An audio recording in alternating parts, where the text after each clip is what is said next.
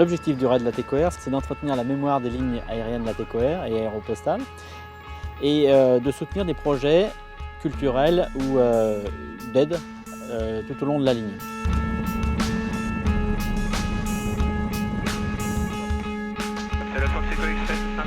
Et pour moi, c'était très intéressant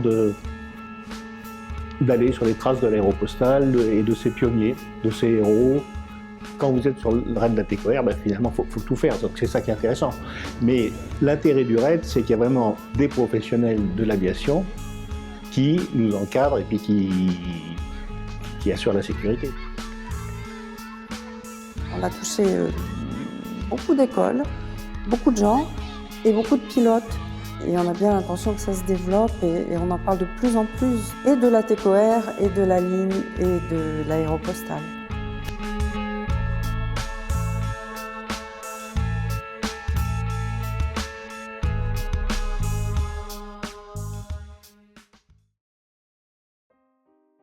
Pierre-Georges Latécoère est un capitaine d'industrie de l'entre-deux-guerres.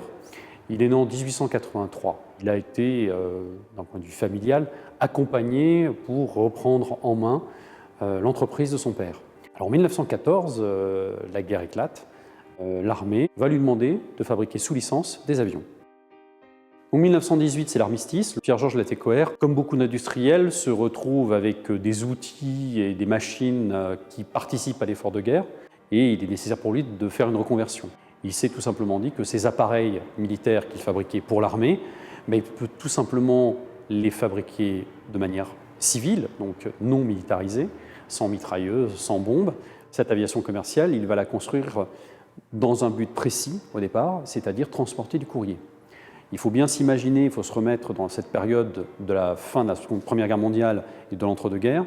Il n'y a pas d'aviation commerciale, on ne transporte pas de passagers, on ne transporte pas de fret, mais pour la Poste, c'est intéressant de transporter du courrier. Il n'y a pas de ligne aérienne, il n'y a pas d'aérodrome en dehors d'aérodromes militaires, les aérodromes civils sont très rares, et il faut tout construire. Donc, c'est vrai qu'on le voit très bien à travers ses archives, il va petit à petit construire cette ligne. Son idée, c'est de rejoindre l'Amérique du Sud.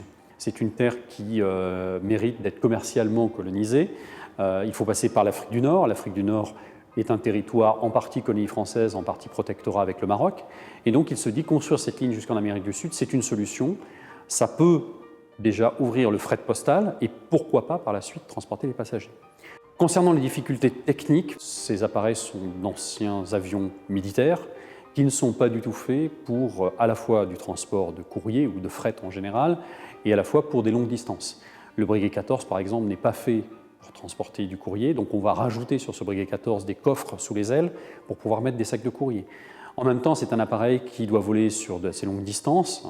Lorsqu'on va commencer à créer la ligne, on aura Toulouse-Barcelone, puis on va aller vers Casablanca, qui aura souvent des ennuis mécaniques. Donc là aussi, ça va poser problème. Et lorsqu'on arrivera dans le désert, ça sera encore plus compliqué puisque le moteur du Breguet 14 c'est un moteur fragile.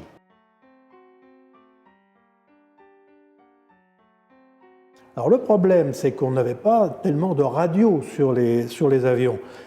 Quand l'hydravion avait une panne et qu'il se posait, il n'y avait plus de radio. Alors qu'est-ce qu'on faisait? Alors on emportait des pigeons voyageurs et on lâchait les pigeons voyageurs. Alors quand à Oran, on voyait arriver les pigeons voyageurs, on s'est dit il y a une panne. Il y a une panne et alors là on envoyait les bateaux. Alors, il y avait une petite flottille de bateaux, il y avait 2-3 bateaux à Alicante, 2-3 bateaux également à Oran, et on allait rechercher les avions qui étaient perdus en mer et qui étaient complètement...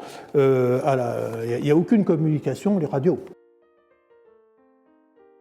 Alors, on peut parler du développement en Amérique du Sud. C'était effectivement le grand rêve de Pierre-Georges Latécoère, puisque dès le départ, il voulait faire une ligne qui allait vers l'Amérique du Sud. C'était une première commerciale. Alors l'aéropostale, donc là on est en 1930, Latécoère avait modifié un avion, l'AT-28, pour le transformer en hydravion, l'AT-28.3, qui a été baptisé Comte de Lavaux. Et on a dit, pour traverser, il n'y a qu'un pilote pour faire ça, c'est Mermoz. Alors c'est une grosse installation, avec des bateaux sur le parcours, avec des relevés goniométriques, et avec des liaisons radio, de façon à suivre absolument l'hydravion piloté par Mermoz.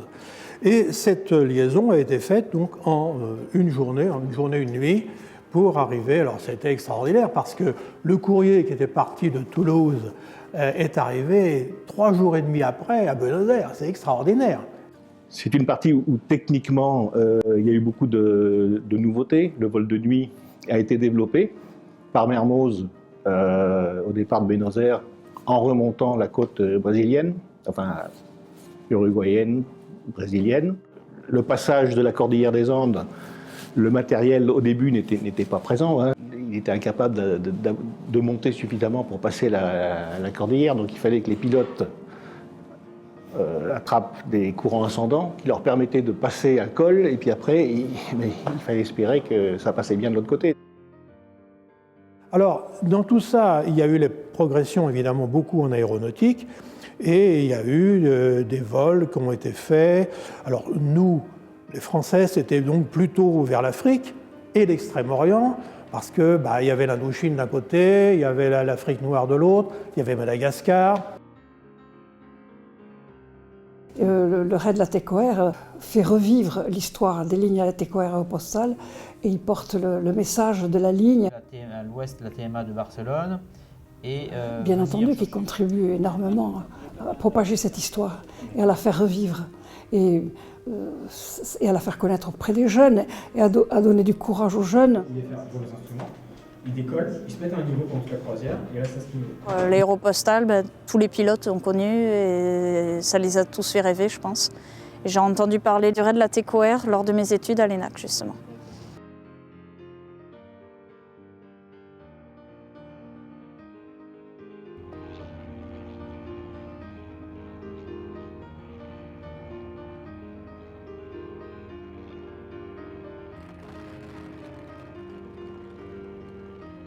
Le raid Latécoère, aujourd'hui, c'est 4 événements majeurs dans l'année. Au mois d'avril-mai, le raid Latécoère va parcourir les escales sud-américaines des lignes Latécoère et Aéropostale. Au mois de juin, le raid Latécoère va à Madagascar. Son objectif, c'est de soutenir des projets d'aide aux écoles, aux associations locales. Au mois de juillet, il est en Europe. Et là, il a pour objectif de faire la promotion du fonds de dotation Latécoère et de faire connaître le raid Latécoère.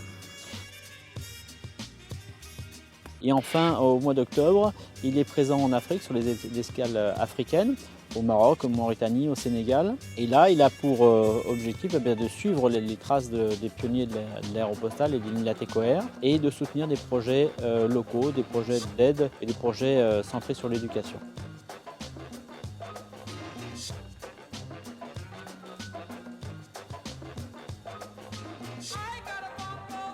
En Afrique, on fait les anciennes escales de l'aéropostale, Villa Cesteros, Port-Étienne, Cap Juby. Et en Amérique du Sud, c'est pareil. On essaye de choisir les États pour mettre un maximum celles qui étaient desservies à l'époque par Guillaumet, Saint-Exupéry, etc. Comme on retrace la même ligne qu'eux, on repasse par les mêmes endroits, donc on peut avoir les mêmes difficultés. Je pense aux reliefs. Les reliefs, nous, ça va commencer dès les Pyrénées, donc on est obligé de contourner les Pyrénées. On va passer, nous, on passe d'habitude par Perpignan, sauf problème météo, quelqu'un on serait obligé de contourner, passer par Biarritz, mais on ne peut pas traverser les Pyrénées.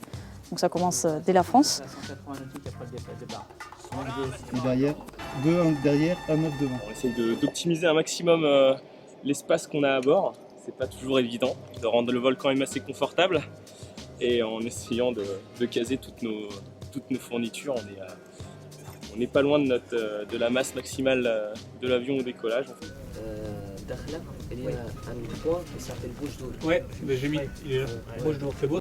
Une fois arrivé à l'aéroport, tout le monde prépare son avion. Donc chaque équipage est responsable bien évidemment de son avion. Et on essaye de répartir les tâches. Il y en a par exemple un de chaque avion qui va s'occuper de son essence. Un autre va partir voir les autorisations, les plans de vol à la tour de contrôle. Et puis un autre va s'occuper de remplir les papiers pour la gendarmerie et les militaires. Ensuite, moi je regroupe, en tant que chef pilote, je regroupe tous les équipages et je leur fais un briefing pour leur rappeler les points essentiels de la navigation. Ensuite, l'avion ouvreur décolle à ce moment-là, pendant que je fais le briefing. Les autres avions suivent par ordre de vitesse, une demi-heure après que l'avion ouvreur soit parti. Et soit l'après-midi, donc on a soit des visites d'associations que l'on aide financièrement ou d'actions culturelles. À 19h, on reçoit tout le monde, on fait le débriefing de la journée, on écoute les remarques s'il y en a, et on les briefe pour la journée du lendemain. À quelle heure on part, par où on passera, quelles sont les prévisions météorologiques, quelles sont les formalités administratives, réglementaires, etc.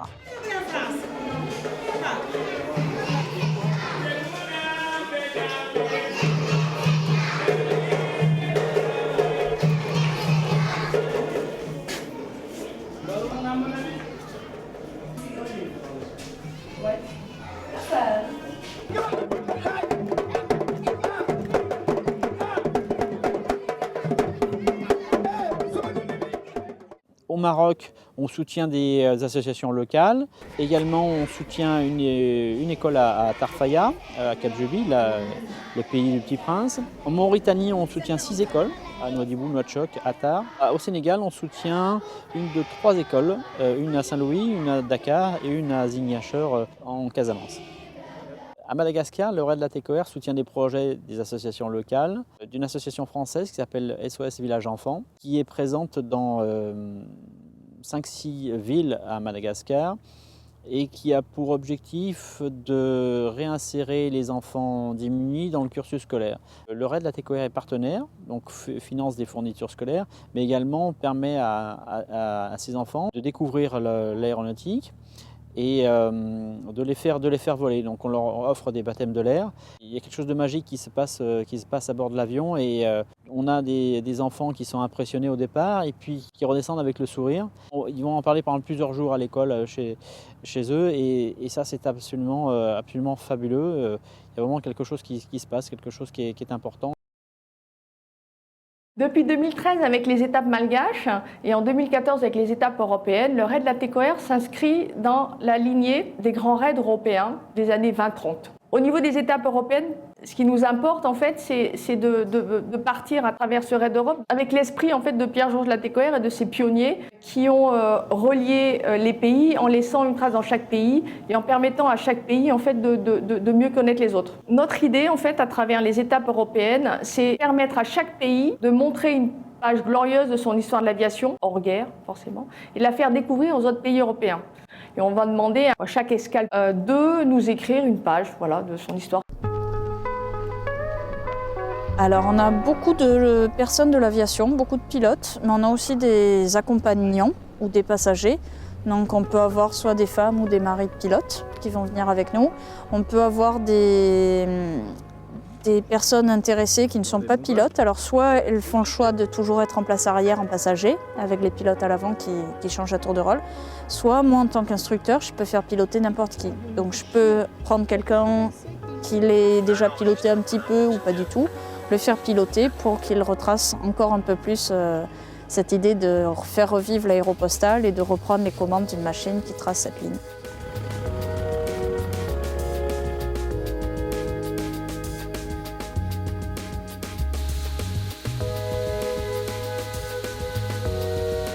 Avec ces raids, les gens dépassent déjà le côté de tourner en rond autour d'une piste. Ça leur permet peut-être de voler dans des conditions qui sont plus difficiles, mais avec une assurance et une protection, une assistance qui leur débriefe la météo et tout ça, dont Carole fait partie.